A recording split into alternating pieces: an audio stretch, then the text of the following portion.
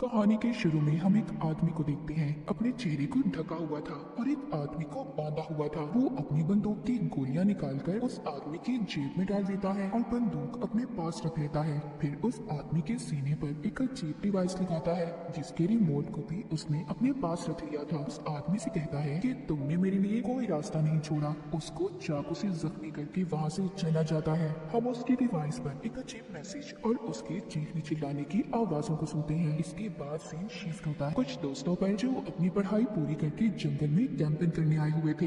यहाँ पर सब दोस्तों में गैटो जो सबसे ज्यादा बिगड़ा हुआ था, वही गैटो का दोस्त जो उसके उल्ट था, बिल्कुल सीधा। पर उसकी दोस्त ऐसी थी जो बेचारे पर हमेशा शक करती रहती थी कि उसका चक्कर किसी और लड़की के साथ है। हम यहाँ पर उनकी बातों में सबकी गहरी दोस्ती देखते हैं। इनके ग्रुप में एरिन थी जो सबसे ज्यादा मासूम थी और सबसे अलग रहा करती थी। जब एरिन बाथरूम के लिए झाड़ियों में जाती है, वही आदमी जो हमने कहानी के शुरू में देखा था वो एरिन को बेहोश कर देता है। जब एरिन को होश आता है, उसके साथ साथ सभी दोस्त एक अजीब सी जैकेट के साथ उठते हैं क्योंकि सबने अब जैकेट पहनी हुई थी और उस जैकेट पर एक टाइमर लगा हुआ था। करीब ही जब वो गैस सिलेंडर को देखते हैं तब इन्हें समझ आता है कि किसी ने इनको गैस से बेहोश कर दिया था और इनका यहाँ पर एक दोस्त भी गायब था। जब वो आदमी इनके सामने आता है तो इन्हें पता चलता है कि वो इनके स्कूल के साइंस टीचर थे और साथ ही साथ एरिन के दोस्त के डैड भी जो अब मर चुका था। वो बताते हैं कि जब मेरे बेटे की मौत हुई तो उनकी बीवी ने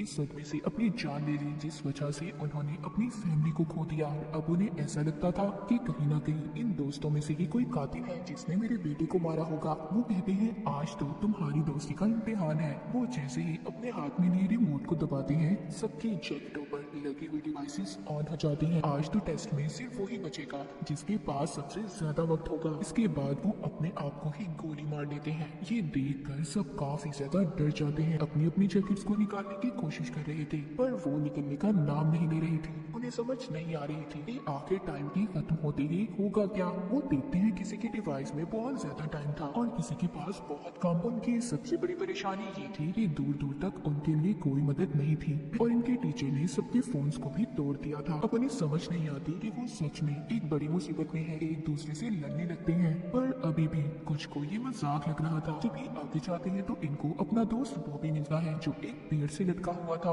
बॉबी की दोस्त उसको आजाद करने के लिए आगे बढ़ने वाली थी। तभी दूसरी दोस्त कहती है हो सकता है ये चाल बॉबी की हो, हमें यहाँ पर फंसाने की, क्योंकि इसने हमें यहाँ पर बुलाया था। ये जरूर उस टीचर के साथ मिला हुआ है। ये सब सुनकर कुछ दोस्त बॉबी को छुड़ाने के हक में नहीं थे पर बॉबी उनसे बार बार कह रहा था कि प्लीज मेरी मदद करो। वो कहता है मैंने तुम सबसे अपनी एक बड़ी बीमारी को छुपाया था जो उस टीचर को पता चल गई थी। वो मुझको ब्लैकमेल करते थे, मेरे पास कोई और रास्ता नहीं था, इसलिए मैं तुम सबको यहाँ पर लाया। पर मुझे उनके इस प्लान के बारे में कुछ पता नहीं था कि वो हमें यहाँ पर कैसे फंसाएंगे। पर मैं तुम सबको इस डिवाइस के बारे में भी बताने के लिए तैयार हूँ अगर तुम मुझे खोल दो। अब उसके दोस्त उस पर तरस खाकर उसे छुड़वा देते हैं। बॉबी आजाद होते ही सब पर चाकू से हमला कर देता है पर वो किसी को मार नहीं पाता और देखते ही देखते उसकी डिवाइस में टाइम खत्म हो जाता है। सबके सामने वो ब्लास्ट हो गया था, फट जाता है, उसके जिस्म के टुकड़े टुकड़े हो जाते हैं। ये देखकर सब अपने अपने दोस्तों को लेकर भागते हैं। पीबल टेटो का दोस्त था जिसकी दोस्त उस पर अब भी शक कर रही थी,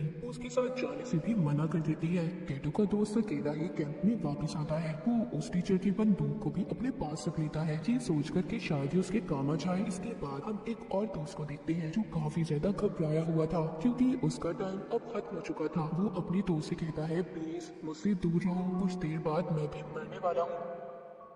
पर तभी जब इसकी एक और दोस्त इनके पास आ रही थी तो ये गलती से उस पर फ्लैशलाइट से हमला कर देता है जिससे फौरन ही उस लड़की की जान चली गई थी। पर होता कुछ ऐसा है कि उस लड़की के पास जो टाइम बचा था वो सारा इस लड़के को मिल गया था। वो बहुत परेशान हो गया था। इनकी एक सहीन दोस्त कहती है जिसको अब सब कुछ समझ आ गया था, हमारे डिवाइसेस में कुछ ऐसे सेंसर्स हैं जो इंसान मारेगा तो उसका सारा वक्त दूसरे इंसान को मिल जाएगा, बिल्कुल पबजी की तरह, हथियारों की बजाय बचा हुआ वक्त। दूसरे इंसान को ट्रांसफर हो जाएगा। उस टीचर ने जानबूझकर ये सब किया था कि सब एक दूसरे की जान ले सके, अपनी जान बचाने के लिए। सब सुनने के बाद सारे दोस्त एक दूसरे के दुश्मन बन गए थे, क्योंकि सबको अपनी जान प्यारी थी। दूर खड़ी एक दोस्त भी इनकी सारी बातें सुन रही थी, जो थोड़ी पागल थी। उसके चेहरे पर उसकी नीयत साफ नजर आ रही थी, क्योंकि उसका टाइम जो खत्म होने वाला था। वो एक लकड़ी का टुकड़ा उठाकर सब पर वार करने लगती है, पर सभी वहाँ से भाग गए थे। अब यहाँ पर नजर आता है सब दोस्तों का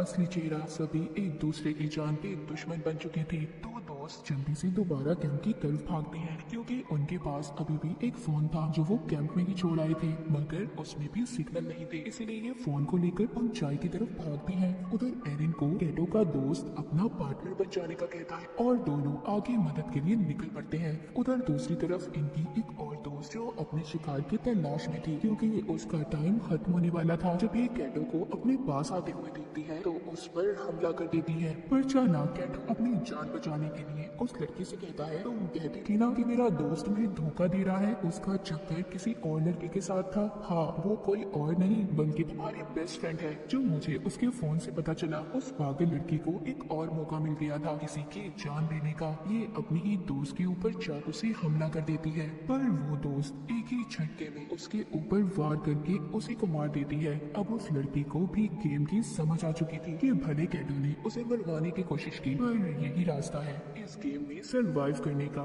जिंदा रहने का। वो कैटो के साथ मिलकर टीम बना लेती है और दोनों सबका शिकार करने का प्लान बनाते हैं। उधर दूसरी तरफ जिन दोस्तों को फोन मिला था, अब वो लड़की अपनी डैड को फोन करती है जो पुलिस ऑफिसर थे, पर उसकी कॉल नहीं लग रही थी। अब उसको शक होने लगा था कि कहीं उसके डैड भी किसी मुसीबत में ना हो। जब वो जीपीएस से लोकेशन पता करते हैं तो उससे पता चलता है कि उनकी डैड कहीं आसपास ही थे। उधर दूसरी तरफ एरिन और उसके दोस्त को चलते हुए टीचर का वही शिकार मिलता है जो हमने कहानी के शुरू में देखा था, जिस आदमी को बांधकर उसने रखा हुआ था। ये आदमी कोई और नहीं बल्कि उस लड़की के डैड थे, जो अपने डैड को कॉल कर रही थी। साइंस टीचर ये सब इनके साथ इसलिए कर रहा था, उसको अब भी ऐसा लगता था कि उसका बेटा किसी नशे से नहीं मरा, बल्कि उसे जानबूझकर मारा गया है। और ये सब इन दोस्तों की पार्टी में हुआ था। उस लड़की के डैड को इसलिए मारा क्योंकि बिना छानबीन किए उन्होंने उसके बेटे के केस को बंद कर दिया था। यानी कि सच ये था कि के बीच में कोई कातिल है। उधर ही एरिन के दोस्त को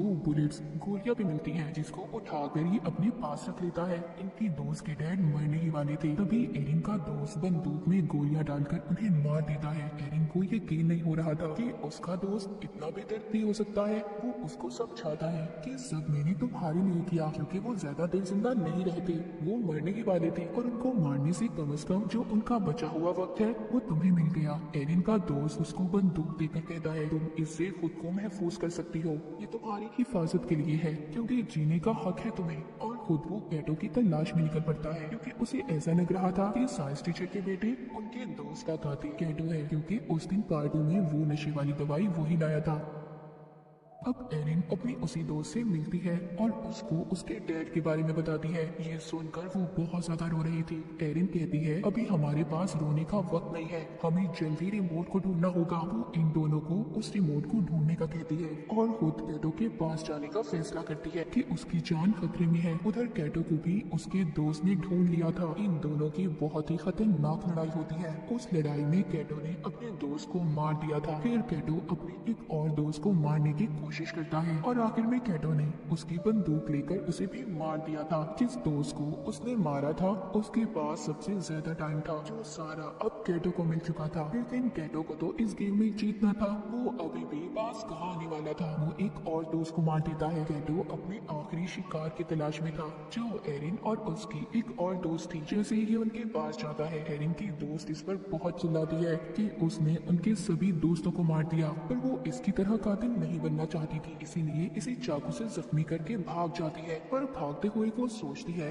कि अगर कैटो भी मर गया फिर भी तो इस गेम में एक ही बचेगा, इसीलिए वो अब एरिन को मारने की कोशिश करती है और उसकी तरफ बंदूक कर लेती है। यहाँ पर कहानी का सच तो कुछ और था। एरिन की दोस्त उसको बताती है, उस लड़के से मुझे बहुत नफरत थी, वो स्कूल में हमेशा मेरे से ज्यादा नंबर लेता था और उसकी वजह से मुझे स्कॉलरशिप भी नहीं मिली। उस दिन मैंने उसकी ड्रिंक में दवाई मिलाई थी, पर मैं ये नहीं जानती थी कि वो सच में मर जाएगा, और मैंने ही अपने डैड से कहकर उसके केस को बंद करवा दिया। वो एरिन को बंदूक देकर कहती है, मुझे मार दो, जिंदा रहने का हक सिर्फ तुम्हें है। पर एरिन ऐसा करना नहीं चाहती थी। तभी पीछे से कैटो आ जाता है और एरिन की दोस्त पर हमला करके उसे मार देता है। एरिन की दोस्त की जान उसकी गोद में निकलती है। कैटो के पास एरिन से कम वक्त था और अगर उसे जिंदा रहना था तो उसे जल्दी एरिन की जान लेनी होगी। लेकिन वो यहाँ पर ये भी जानता था कि एरिन के अंदर इतनी हिम्मत नहीं है। बार बार वो एरिन को गोली चलाने पर उकसा रहा था। एरिन बहुत सोचती है पर उसे नहीं मारती। उसकी टांगों पर गोली मार के उसकी डिवाइस की हवाले छोड़ देती है। आखिर में कैटो भी ब्लास्ट होकर मर जाता है और एरिन इस गेम की विनर बन चुकी थी। उसने इस गेम को जीत लिया था। वो डिवाइस भी खुद ब खुद बंद हो जाती है। थोड़ी देर बाद सुबह हो गई थी। एरिन जंगल से बाहर निकलती है। उसको एक आदमी मिलता है जो अपनी गाड़ी पर था, पर एरिन का ऐसा हाल देखकर वो मदद करने से इनकार कर देता है। कहानी के आखिर में एरिन की हमें खतरनाक मुस्कुराहट को देखते हैं। इसी सस्पेंस के साथ ये कहानी यहीं पर खत्म हो जाती है।